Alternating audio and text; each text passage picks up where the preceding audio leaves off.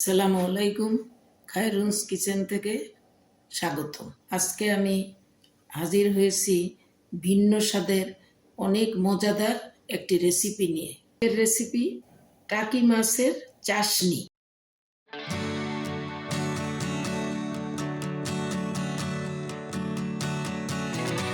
এই যে আমি এখানে কিছু টাকি মাছ নিয়েছি।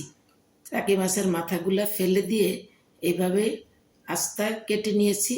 এরপরে আমি মাছগুলা হালকা ভেজে নিব। এর জন্য প্যান বসে একটু তেল দিয়ে দিই। তেল গরম হয়ে গেছে, এখন এক এক করে মাছগুলা দিয়ে দিই।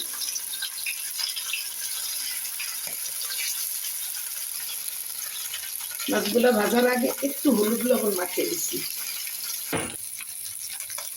মাছগুলা ভাজা হয়ে গেছে, এখন উঠে ফেলবো।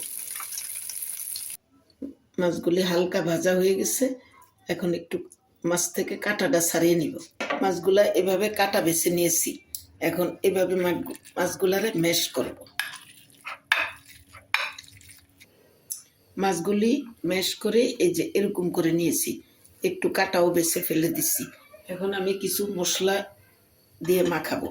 প্রথমে আমি একটু জিরা ধনিয়ার গুঁড়া দিব হাফ চামচ, হলুদও হাফ চামচ, মরিচ 1 চামচ, লবণ হাফ চামচের কম, পরে লবণটা দেখে দেওয়া যাবে। এখন আমি একটু এগুলো মিলিয়ে নিব। একটু টমেটো পেস্ট দিব, তবে মিষ্টি টমেটো মিলাইয়ে নিব। আবার তেল দিব, কিছু পেঁয়াজ দিব টেবিল চামচে 4 চামচ, একটু রসুন বাটা দিব 1 চামচ। এর জন্য সামান্য হলুদ এবং সামান্য লবণ দিব। পেঁয়াজটা হালকা ভেজে নিব। পেঁয়াজটা হাফ ভাজা করে নিয়েছি, এখন এই মাছগুলা দিয়ে দেব। কাঁচামরিচ কুচি দেব।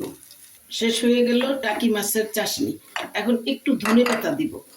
ধনেপাতা দিয়েই আমি নামিয়ে ফেলবো। এই মাছটা খুবই নরম মাছ, সেজন্য এটা রান্না হইতে বেশিক্ষণ সময় লাগে না।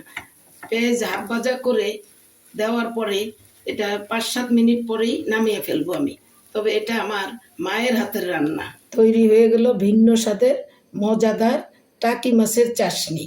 আপনারা অবশ্যই বাসায় ট্রাই করবেন এবং বেশি বেশি করে খাবেন।